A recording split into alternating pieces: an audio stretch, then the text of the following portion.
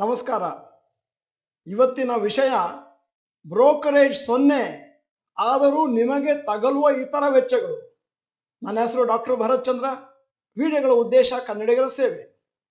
ನಮಗೆ ಬಹಳ ಜನ ಪ್ರಶ್ನೆ ಕೇಳ್ತಾರೆ, ಸರ್ ಕೆಲವು ಝೀರೋ ಬ್ರೋಕರೇಜ್ ಕಂಪನಿಗಳಿದ್ದಾವೆ, ಝೀರೋ ಅಂತ ಹೇಳ್ತಾರೆ, ಕೊನೆಯಲ್ಲಿ ತೆಗೆದು ನೋಡಿದ್ರೆ ಬೇಕಾದಷ್ಟು ಚಾರ್ಜ್ ಇರುತ್ತೆ ಸರ್. ಇಲ್ಲಿ ಒಂದು ವಿಷಯ ತಿಳ್ಕೋಬೇಕು, ಬ್ರೋಕರೇಜ್ ಕಂಪನಿಯವರು ಬ್ರೋಕರೇಜ್ ಅನ್ನು ಚಾರ್ಜ್ ಮಾಡದೇ ಇರಬಹುದು, ಆದರೆ ಸರ್ಕಾರ ಏನು ಹೇಳುತ್ತೆ, ಈ ಪರ್ಟಿಕ್ಯುಲರ್ ಸರ್ವಿಸಿಗೆ ನೀವು ಇಷ್ಟು ಚಾರ್ಜ್ ಮಾಡ್ತಾ ಇದ್ರಿ, ಅದಕ್ಕೆ ನೀವೇನು ಟ್ಯಾಕ್ಸ್ ಇದೆಯೋ ಅದು ಕಟ್ಟಲೇಬೇಕು. ಅಂದರೆ ನಿಮಗೆ ಯಾವುದಾದ್ರೂ ಒಂದು ಕಾರು ಫ್ರೀಯಾಗಿ ಅಲಾಟ್ ಆಗಿರ್ಬೋದು ಲಾಟ್ರಿಯಲ್ಲಿ, ಆದರೆ ಅದಕ್ಕಿರುವಂಥ ಟ್ಯಾಕ್ಸ್ ಏನಿದೆ, ನಿಜವಾದ ಟ್ಯಾಕ್ಸು ಅದರ ಬೆಲೆ ಮೇಲೆ, ಅದನ್ನಂತೂ ಸರ್ಕಾರ ಬಿಡೋದಿಲ್ಲ. ಯಾಕಂದರೆ ಸರ್ಕಾರಕ್ಕೆ ನಿಮಗೆ ಫ್ರೀ ಕೊಟ್ಟಿದ್ದಾರೋ ಅಥವಾ ಸೇಲ್ ಮಾಡಿದಾರೋ ಅನ್ನುವಂಥ ವಿಚಾರ ಬೇಕಾಗಿಲ್ಲ. ಹಾಗೇನೆ ನಾವು ಷೇರುಗಳನ್ನು ಕೊಂಡಾಗ ಬ್ರೋಕರೇಜ್ ಚಾರ್ಜ್ ಇಲ್ಲದೆ ಇರ್ಬೋದು, ಆದರೆ ಬೇಕಾದಷ್ಟು ಇತರ ಚಾರ್ಜ್ಗಳು ಬಂದು ಸೇರ್ಕೋತವೆ. ಅದೇ ರೀತಿ ನಾವು ಪ್ರಾಪರ್ಟಿ ಅಥವಾ ಆಸ್ತಿಯನ್ನು ಖರೀದಿ ಮಾಡಿದಾಗ ಪ್ರಾಪರ್ಟಿ ಪ್ರೈಸ್ ಒಂದು, ಮತ್ತೆ commission to broker, stamp duty, registration charges ಇವೆಲ್ಲ ಗೌರ್ಮೆಂಟಿಂದ ನಮ್ಮ ಮೇಲೆ ಬೀಳುತ್ತೆ. ಅದೇ ರೀತಿ ಷೇರುಗಳನ್ನು ತಗೊಂಡಾಗಲೂ ಕೂಡ ಈಗ ಯಾವ ಯಾವ ಮೇಜರ್ ಚಾರ್ಜಸ್ ಇದೆ ಅಂತ ಒಂದು 6 ಚಾರ್ಜ್ಗಳ ಹೆಸರುಗಳನ್ನು ನಿಮ್ಮ ಮುಂದೆ ಇಡ್ತಾ ಇದ್ದೇನೆ. ಮೊದಲನೇದು ಬ್ರೋಕರ್ ಕಮಿಷನ್. ಈ ಚಾರ್ಜನ್ನ ಬ್ರೋಕರ್ ನಿಮಗೆ ಆ ಸರ್ವಿಸ್ ಕೊಡಲಿಕ್ಕೆ, ಪರ್ಚೇಸ್ ಮಾಡಲಿಕ್ಕೆ, ಸೇಲ್ ಮಾಡಲಿಕ್ಕೆ, ಅದಕ್ಕೆ ಅವರಿಗೆ ಬೇಕಾದಂತಹ ಚಾರ್ಜಸ್ ಅನ್ನು ನಿಮ್ಮ ಮೇಲೆ ಹಾಕ್ತಾರೆ. ಅಂದರೆ ಅವರ ಜೀವನ ನಡೀತಾ ಇರೋದು ನಿಮ್ಮಿಂದಾಗಿ.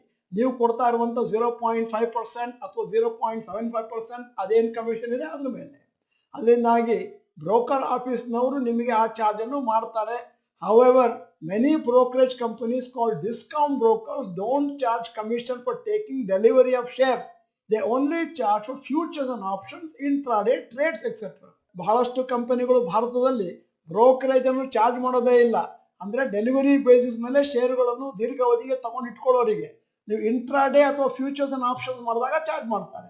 ನಿಮ್ಮ ಮುಂದೆ ಕೆಲವು ಝೀರೋ ಬ್ರೋಕರೇಜ್ ಕಂಪನಿಗಳ ಹೆಸರುಗಳನ್ನು ಇಡ್ತಾ ಇದ್ದೇನೆ, ಝೀರೋದ, ಏಂಜಲ್ ಒನ್ ಇತ್ಯಾದಿ. ಆದರೆ ಗ್ರೋ ಅಪ್ ಸ್ಟಾಕ್ಗಳಲ್ಲಿ ಒಂದು ಅಂದಾಜು 20 ರೂಪಾಯಿ ಅಥವಾ 0.05 ಆಫ್ ದ ಟ್ರಾನ್ಸಾಕ್ಷನ್ ವ್ಯಾಲ್ಯೂವನ್ನು ಚಾರ್ಜ್ ಮಾಡ್ತಾರೆ. Which ever is lower. 20 ರೂಪಾಯಿ ಅಂದರೆ ಒಂದು ಶೇರಿಗಲ್ಲ, ಒಂದು ಬೈಯಿಂಗ್ ಆರ್ಡರಿಗೆ. ಈಗ ಎರಡನೆಯ charge securities transaction tax, STT. This is the tax by government when transacting on the exchanges, charged as above on both buy and sell sides when trading equity delivery. ಇದು ಹಿಂದಿನ ಕಾಲದಲ್ಲಿ ಇರಲಿಲ್ಲ.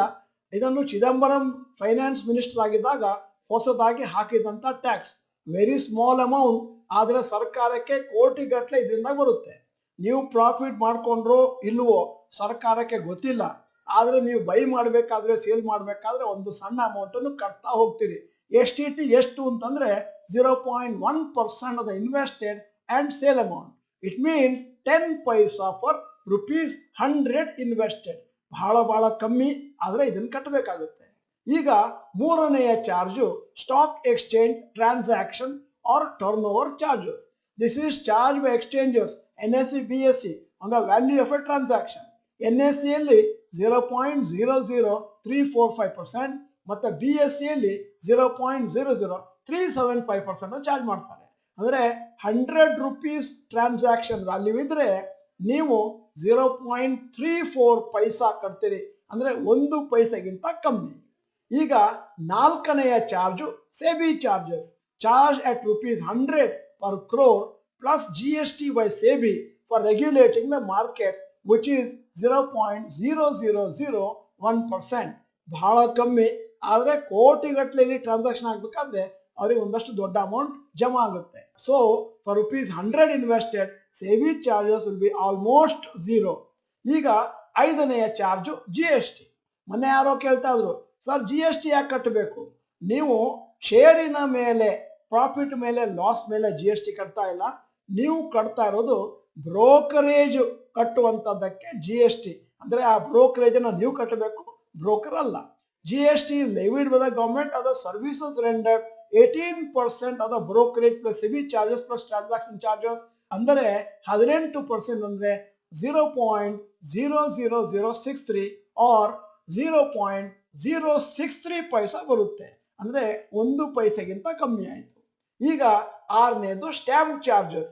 Stamp charges with the government of India as per the Indian stamp act of 1899 for transacting in instruments on the stock exchanges and depositories. Charges 0.015% or 1,500 per 1 crore of buying.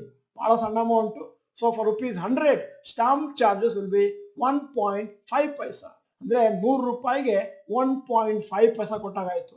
ಅಂದರೆ ನಿಮ್ಮ ಝೀರೋದಾ ಕಂಪನಿಯವರು, angel one ಅವರು ನಿಮಗೆ ಅವರ ಚಾರ್ಜನ್ನು ಹಾಕದೇ ಇದ್ರೂ ಸರ್ಕಾರ ಈ ಚಾರ್ಜ್ಗಳನ್ನು ನಿಮಗೆ ಕಡ್ಡಾಯವಾಗಿ ಹಾಕ್ತಾರೆ. ಅದರಿಂದಾಗಿ ಒಂದು ಸಣ್ಣ ಅಮೌಂಟ್ ನಿಮಗೆ ಬಂದೇ ಬರುತ್ತೆ. ನೀವು ಕನ್ಫ್ಯೂಸ್ ಮಾಡ್ಕೋತೀರಾ, ಚಾರ್ಜ್ ಏನೂ ಇಲ್ಲ ಅಂತ ಹೇಳಿ ಈ ಕಂಪನಿಯವರು ಚಾರ್ಜ್ ಹಾಕ್ತಾ ಇದ್ದಾರೆ ಅಂತ. ಸ್ಯಾಂಪಲ್ ಕಾಂಟ್ರಾಕ್ಟ್ ನೋಟ್ ಅನ್ನು ನಿಮ್ಮ ಮುಂದೆ ಇಟ್ಟಿದ್ದೇನೆ. ಇಲ್ಲಿ ನೀವು ಬಹಳ ಕ್ಲೀನ್ ಆಗಿ ನೋಡಿದ್ರೆ equity, futures and options, net total ಅಂತ ಹಾಕಿದ್ದಾರೆ. ನೆಟ್ ಅಮೌಂಟ್ ರಿಸೀವಬಲ್, ಫೈನಲಿ ಇದನ್ನೆಲ್ಲವನ್ನು ಓದಿ ಅರ್ಥ ಮಾಡ್ಕೊಳ್ಳಿ. ಬೇಕಂತ ಇನ್ನು ಮುಂದಿನ 15 ಸೆಕೆಂಡು ಈ ಸ್ಯಾಂಪಲ್ ಕಾಂಟ್ರಾಕ್ಟ್ ನೋಟ್ ಅನ್ನು ನಿಮ್ಮ ಮುಂದೆ ಹಾಗೆ ಇಡುತ್ತೇನೆ.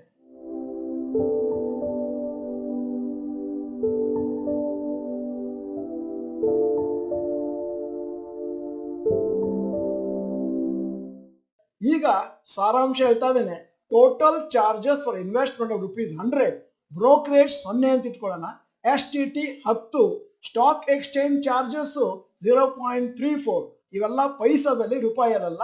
SEBI charges 0, GST 0.063, stamp duty 1.5 ಪೈಸಾ, ಟೋಟಲ್ 11.903 ಪೈಸಾ ಬರುತ್ತೆ. ಅಂದ್ರೆ ರೌಂಡ್ ಆಫ್ ಮಾಡಿದ್ರೆ 0.119, ಅಂದರೆ ₹100ಗೆ ಒಂದು ಅಂದಾಜು 12 ಪೈಸೆವರೆಗೂ ನೀವು ಖರ್ಚು ಮಾಡಬೇಕಾಗತ್ತೆ. ಇಲ್ಲಿ ನೀವು ಖರ್ಚು ಮಾಡೋದು ಕಮ್ಮಿ, ಪ್ರಾಫಿಟ್ ಆಗ್ತಾ ಇರೋದು ಜಾಸ್ತಿ. ಅದಕ್ಕೋಸ್ಕರ ಗೊಣಗಬೇಕಾಗಿಲ್ಲ. ತುಂಬಾ ಜನ ನಮ್ಗೆ ಹೇಳೋದು, ಸರ್ ಬ್ರೋಕರೇಜ್ ಹೋಗುತ್ತಲ್ಲ ಸರ್, ಅದಕ್ಕೋಸ್ಕರ ಬೇಜಾರಾಗ್ಬಿಟ್ಟು ನಾನು ಶೇರ್ಸ್ನ ತಗೊಳ್ತಾ ಇಲ್ಲ. ಎಫೆಕ್ಟಿವ್ಲಿ ಬ್ರೋಕರೇಜ್ ಚಾರ್ಜ್ ತುಂಬಾ ಕಮ್ಮಿ, ಅದರ ಬಗ್ಗೆ ಚಿಂತೆ ಮಾಡಬಾರ್ದು. ಯಾವುದರ ಬಗ್ಗೆ ಚಿಂತೆ ಮಾಡಬೇಕು ಅಂತಂದ್ರೆ ಉತ್ತಮವಾದ ಷೇರುಗಳ ಆಯ್ಕೆ ಮತ್ತು ಅದರಿಂದ ನಾವು ಮಾಡಿಕೊಳ್ಳಬಹುದಾದಂಥ ಪ್ರಾಫಿಟ್ ಬಗ್ಗೆ. ಇವತ್ತಿನ ಈ ವಿಡಿಯೋದ ಕೊನೆಯಲ್ಲಿ ನಮ್ಮ ಸಮೀಕ್ಷೆಗಾಗಿ ಒಂದು ಪ್ರಶ್ನೆ ಕೇಳ್ತಾ ಇದ್ದೇನೆ. ಇವತ್ತಿನ ವಿಡಿಯೋದಲ್ಲಿ 6 ಚಾರ್ಜಸ್ ಬಗ್ಗೆ ಮಾತಾಡಿದ್ದೇನೆ ಷೇರುಗಳನ್ನು ಕೊಳ್ಳಬೇಕಾದ್ರೆ. ಇದು ನನಗೆ ಆಗಲೇ ಗೊತ್ತಿತ್ತು ಅಂತಂದ್ರೆ ಎಸ್ ಅಂತ ಟೈಪ್ ಮಾಡಿ, ಇಲ್ಲ ಇವತ್ತು ಎಲ್ಲ ಅರ್ಥ ಆಯಿತು ಅಂತಂದ್ರೆ ನೋ ಅಂತ ಟೈಪ್ ಮಾಡಿ. ವಿಡಿಯೋನ ಸಂಪೂರ್ಣವಾಗಿ ನೋಡಿದ್ದಕ್ಕೆ ಧನ್ಯವಾದಗಳು. ನೀವು ನಮ್ಮ ಚಾನೆಲ್ ಮೆಂಬರ್ ಅಲ್ಲ ಅಂತಂದ್ರೆ ಇದೀಗ ಸಮಯ ಸಬ್ಸ್ಕ್ರಿಪ್ಷನ್ ಬಟನ್ ಮತ್ತು ಬೆಲ್ ಐಕಾನ್ ಒತ್ತಿ.